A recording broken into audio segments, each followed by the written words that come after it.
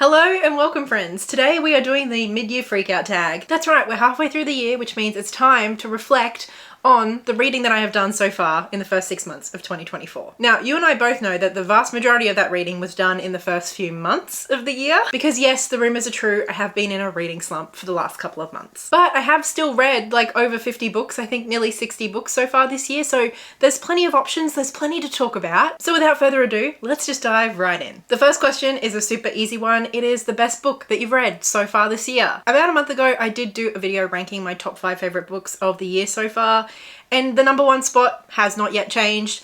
It still is, of course, Clara and the Sun. I won't talk about it too much because I feel like I have spoken about this book a lot already this year. I feel like I'm going to continue speaking about it right up until the end of this year. This really is one of my new favorite books of all time. I'm obsessed with it. I adore it. I loved how gentle and subtle and intentional the reading experience was, but it remains a book that I continue to think about to this day. Honestly, I just need to reread it. I need to reread it already because I just like, I'm obsessed. It's so good. Absolutely my favorite book so far this year. Honestly, it's not even a contest. I would be very surprised if anything swooped in the last half of the year to take this first spot. This book really is just that good. Question number 2 is the best sequel you've read so far this year. Now, I have not actually read a lot of sequels. I've been pretty slacking when it comes to getting through my series. That is definitely something I need to change in the second half of 2024. But for now, my favorite sequel is absolutely Garlic and the Witch. This is part 2 of a graphic novel duology, and I mean the duology as a whole also made it into my top 5 favorites so far this year, so like obviously book 2 had to be here. I just love this artwork. It's so cozy, and while there definitely is intrigue in these books, they're just so gentle and sweet and wholesome and warm. Although I do think that if I had to pick, the first book might have been my favorite of the two. I love what this did with the characters and with the story. It didn't go off in a completely new random direction, but we did get to learn more about the characters that we'd already started falling in love with in book 1. And I really loved this kind of like allegory for puberty and coming of age and getting to know ourselves as we're growing up, and that period in life where we start to become more independent and start to carve out an identity for ourselves. I love this series, and while part of me does want more, I do feel like this sequel was the perfect way to wrap up the story with the characters. And all in all, it was a pretty perfect sequel, and definitely my favorite so far this year. So those first 2 questions have been very easy. I knew immediately which book I needed to talk about. The next few questions, I have a couple of books to mention. Question number 3 is a new release that you haven't got to yet but really want to read. And honestly, there's so many. There are so many. I have not read very many new releases this year. I have a lot of catching up to do, but 2 that came to mind immediately. And I mean, honestly, this one's been out for a couple of months now and I can't believe I haven't read it yet. It is, of course, the 3rd book in the Lightfall series. I am such a stan of Lightfall. I am constantly recommending it at work. I know that I have said so many times on here that it is my favorite graphic novel series. I've reread the first book a couple of times. I think I've reread the second book twice, and I really want to reread the first 2 again before I get to number 3 because it has been a little while. But we have been waiting for this book for like 2 whole years, and I bought it the second it showed up the day before the release day at work. Like, I basically had this in my hands before most people even had access to it, and yet I still haven't read it. What is wrong with me? The only defense I have is my reading slump, and like, this needs to happen. This needs to happen really soon. It's honestly starting to hurt a little bit. The other one is a much newer release, so I'm not like as mad at myself yet, but I'm quickly getting there. That is The Liar's Test by Amberlynn Quay-Mulliner. Now, this is a new book in a new series from one of my favorite Australian authors. Amberlynn Quay-Mulliner has written a whole bunch of stuff. She's written children's books, she's written young adult books, she's written non-fiction adult works. Catching Taylor Crow is one of my favorite books outright. Like, I think it's probably my favorite young adult book ever, but it's one of my favorite books ever. And she is, of course, one of the authors of that book. So like, I need to get to this. This is an ARC or a proof copy that I got through work. So like, I was lucky enough again to get it a little bit before the release date, and I still haven't read it. One thing I will say in my defense is that I have been very heavily relying on audiobooks to get through books lately because of that reading slump, as I've spoken about. And there is an audiobook of this book that does exist in the world, but last I checked, it doesn't have distribution in Australia. What the fuck? Are you telling me that there is an audiobook for a book by an Aboriginal author that I can't get in Australia? What? But I could get if I was in America. What? Please, somebody make it make sense. I hate publishing distribution bullshit, especially when it comes to audiobooks and ebooks. Just what the fuck? Sort your shit out, publishing. But equally, I need to sort my shit out and get to my anticipated releases sooner rather than later. Question number 4 is an anticipated release for the second half of the year. Now, again, I have plenty on my radar, but I think the one that I am most excited about would have to be Daughter of the Merciful Deep by Lesley Penelope. You may remember from last year that this author's book that I read last year, it's a few years old, but I read it last year, I think it ended up being my second favorite book of the year. And honestly, it was such a surprise for me. Like, I knew that I was interested in historical fantasy. There was a lot going for it that I thought I might like, but to love it as much and as hard as I did was a surprise, a very pleasant one. And now I know that the author does have some other works out and about in the world, but they seem quite different and not necessarily right up my alley. And now I might have tried some of those other books if we weren't getting a brand new one that did seem very much up my alley this year. So at least right in this moment, I do think this is my most anticipated book for the second half of the year. I've already got it on pre-order. I can't wait. So The Monsters We Defy by Lesley Penelope was a big surprise for me last year.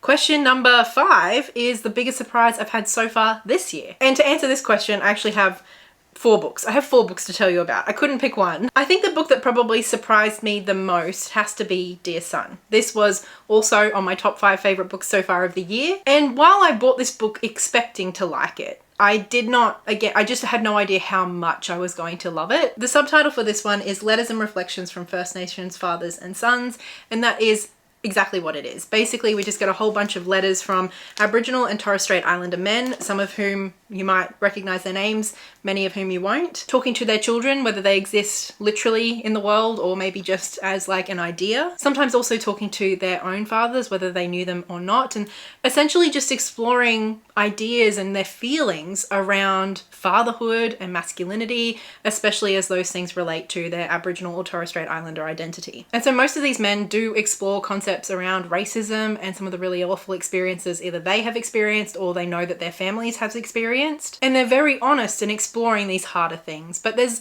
something just so tender and vulnerable and generous about each and every one of these letters. But what I found in this book surprised me to my core. I found this book so healing. I think to witness men exploring their own sense of masculinity and their own connections to what that means for them in the context of colonization and all of that sort of stuff. Just witnessing how these men were exploring those things, as I said, in such brave, generous, open-hearted, gentle ways, just did something to me, just healed a small part of me, just helped me have a greater sense of love and admiration and appreciation for masculinity and for men who are trying to live this kind of masculinity. It made me have hope for a future of decolonized masculinity, definitely enhanced and helped me get back in touch with my own sense of empathy. Like, it just did so much for me, and I don't know that I'm expressing it very well, but I just think that this is a brilliant book, so well executed and so clearly coming from such a place of hurt and love. I feel like so often hurt beats out love, or people try to do the positivity and the love side. This book manages to walk that line with such honesty and generosity. And in the end, this book just feels like a gift. It feels like a gift, yes, to these men's sons, but also to us, the reader. And I just genuinely think that this is a book that every Australian, every person living on this continent needs to read. I found it really healing and special to read as like a cis woman, but I really want the men in my life to read this too. Not in the way that we might give them like books about like, you know, feminism or sexism or something to like teach them something, but just in a way that like, I want them to feel held by this book. I want that small, sweet inner child to feel loved by this book, because I think that's what this book can do. I hope that makes sense. I'm not going to cry anymore. Let's move on to the next book. So these other 3 books, I was expecting to like. It was just like how much and the ways in which I loved them is what surprised me. The first is We Are Palestinian. This is just like a children's picture book, like a non-fiction children's picture book. And like, I'm a children's bookseller, right? Like, I know how great children's picture books can be. And yet every now and then one comes along that is just so special and so well executed that it really does just surprise me how much I love and appreciate it. And this was one of those books. The Seance Tea Party, I mean, come on, like a middle grade graphic novel. Like, I was primed and ready to love this, and I did. But the way that this book explores explores concepts around, you know, the idea of coming of age, of growing up, and juxtaposes the challenges and maybe reservations that young people have with the experience of somebody who will not get to grow up, who has been denied that privilege. A book that so perfectly and tenderly reminds us of the beauty of aging. And yeah, the privilege of it, the privilege that some of us, but not all of us, get to get old. So special, so beautiful. And then a romance book. A romance book. This definitely surprised me. Like, I was hoping to like this. I was hoping to have a good time, and I did have a good time.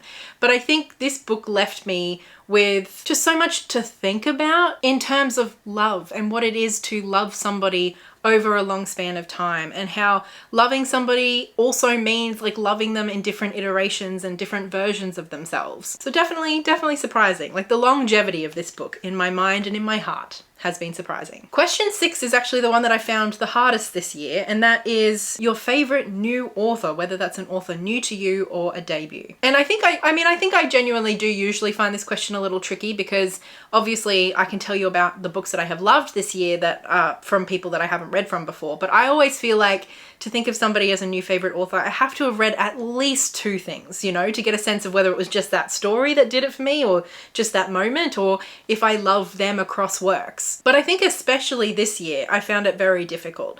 I mean, my first thought was Kazuo Ishiguro, because Clara and the Sun is one of my new favorite books of all time, but I have read from him before. I've read The Remains of the Day, which I did really like. I think I gave it like a 4-star. Like, I really liked it, but I didn't like love it, you know? And then after that, I read The Berry Giant, which I hated. It was one of my least favorite books that I read the year that I read it. Like, I got the project, I understood what he was trying to do, but as a book, it was very dull and boring to read. And so I think that's why, despite having Clara and the Sun on my shelf since it came out, I haven't read it, because I've been kind of like not really sure if Kazuo Ishiguro is an author for me. And so in a way, it sort of feels like Clara and the Sun has reintroduced me to Kazuo Ishiguro, and I do want to read more from him now. So even though it's kind of cheating the question, I do feel like it's the one that answers the question best, if that makes sense. The only other author that really came to mind was Mizuki Tsumura, and like, I loved this book. We're going to talk more about this book in a little bit. This was definitely my first time reading from this author. I don't even know if they have much more out translated into English. And I think I do want to read more from them, but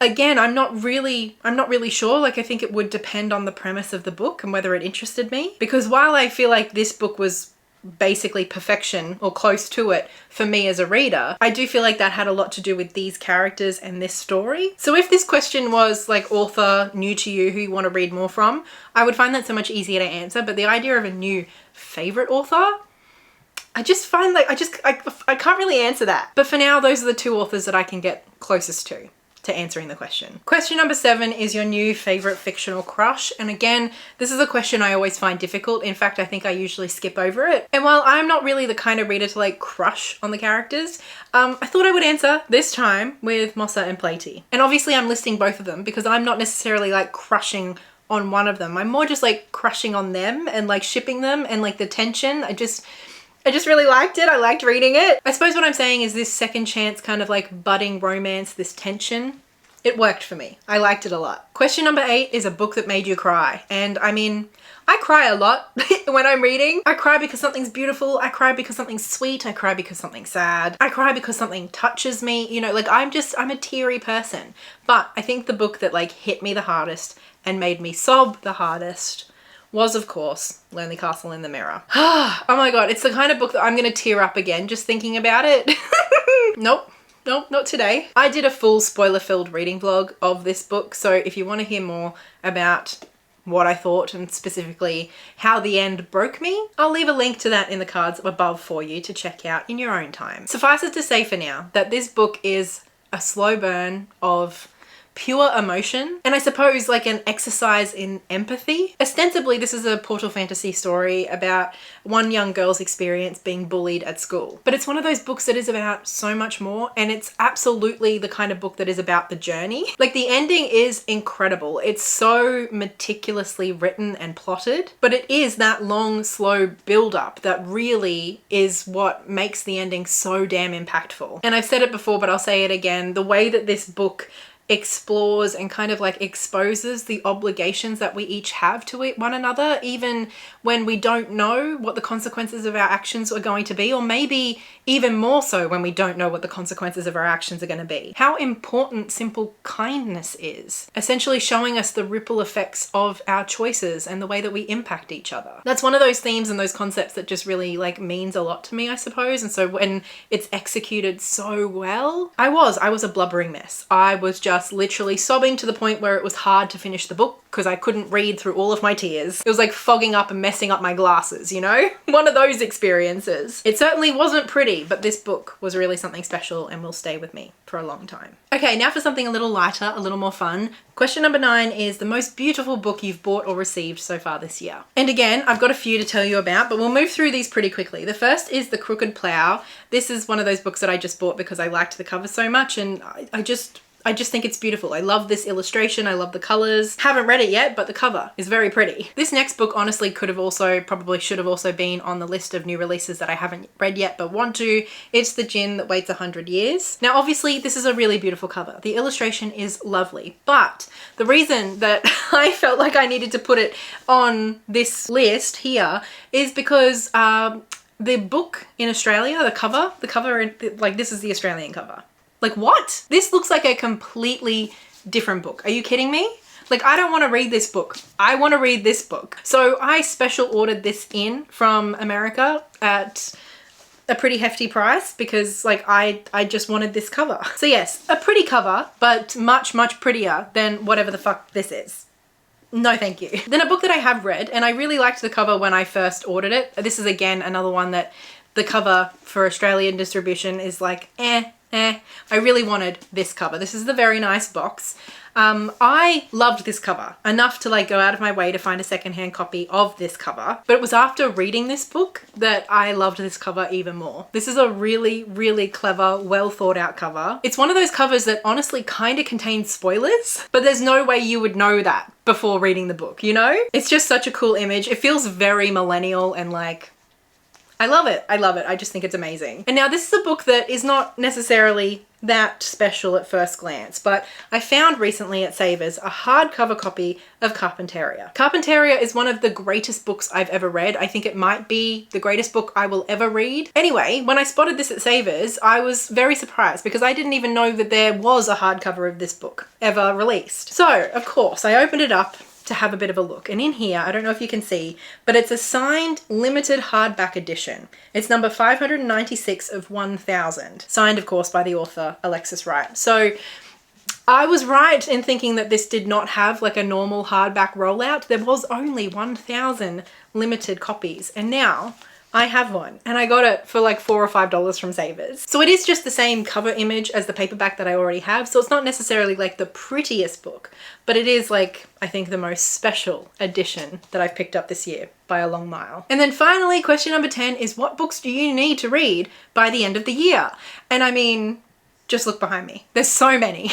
We would be here all day if you wanted me to list them off. So I've just chosen 3. I've chosen 3 priority reads. The first, I think, is the only book that I mentioned at the beginning of the year that I really wanted to read this year, and it is Morning Star Rising, The Politics of Decolonization in West Papua. This is an academic text. So obviously in my reading slump kind of last few months, absolutely not. This has been hugely intimidating to me, but this was one of my priorities for this year, and I still really, really hope to get to it by the end of the year. It's not too long, although like the academic nature of it, the density of it does definitely intimidate me. Like, I feel like I can do it, and I have yet to find another kind of non-fiction, more recent book about West Papua that's still available. If you know of any others, I would love to hear them, but in the meantime, this is a book that I need to read. Then a book that I have been so excited to read since I picked it up, and it will be my very next read, which is why I'm listing it here. It is We Could Have Been Friends, My Father and I, a Palestinian memoir by Raja Shahadeh. Now, I have read 2 other books by Raja Shahadeh before. I've read Palestinian Walks and Going Home, and they're 2 of my favorite nonfiction books of all time. Highly recommend both. Start with Palestinian Walks though, because Going Home is kind of like, it's not a sequel, but it's like a follow-up, you know? Anyway, We Could Have Been Friends, My Father and I is my Blossom Book Club's pick for this month. So I'm going to be getting to this in the next week or so, and I cannot weight. I just love Raj's writing and how reflective and honest he is, and the way that he interweaves like history with memoir, with nature writing, with politics. Like, his books really are this incredible meld of a whole host of genres to create something so special, so immersive, and so impactful. And so going back to a question we had earlier about, like, you know, finding a new favorite author, this will be the third book that I've read from Raja, and I'm pretty certain I'm going to love it. And I feel like when I do, I feel like he could very easily become somebody I think of as a favorite author. Because once you've read 2, 3, 4 books from somebody, like, I feel like that gives you a good sense, and I feel like I'm heading in that direction with Raja. We're on a first name basis now, apparently. That's how much I like him. And then finally, a book that I have been meaning to get to, but is kind of like a stand-in for like a whole host of books that I need to read. We've got Turning Darkness into Light by Marie Brennan. This is the final book in the Lady Trent memoirs, which is one of my favorite fantasy series. It's just so fun. And as we've already spoken about earlier in this video, I haven't read a lot of sequels. I have not been following up on my series reading this year very well. At all? Much? No, I don't think I've done much at all. So I've been meaning to get to this final book for like a year. Like, it's definitely well past time. But as I said, there's kind of like plenty of fantasy series that I'm midway through that I need to start making my way through and actually finishing at some point. Like, I need to read the new Shelley Parker Chan. I haven't made any progress on Natsume this year, which is just mind-boggling considering it's my favorite manga series. I need to read more of my Jodie Taylor series. I need to read more of my Niveau. I need to read more of my Shauna Maguire. There's plenty for me to be getting on with, but like, I think I should probably start here. But anyway, that is our mid-year freakout tag done and dusted, which means we're moving solidly into the second half of 2024. I would love to hear in the comments below how your reading has been going so far this year. Let me know what your favorites are. Let me know what your surprises are. I'd love to hear it. And of course, a big thank you goes to my wonderful patrons over on Patreon, and especially big thank you to Livia, Lynette Brown, and Marie. And thank you for watching. I will talk to you in the comments and in the next video. Until then, happy reading and so much love. Bye.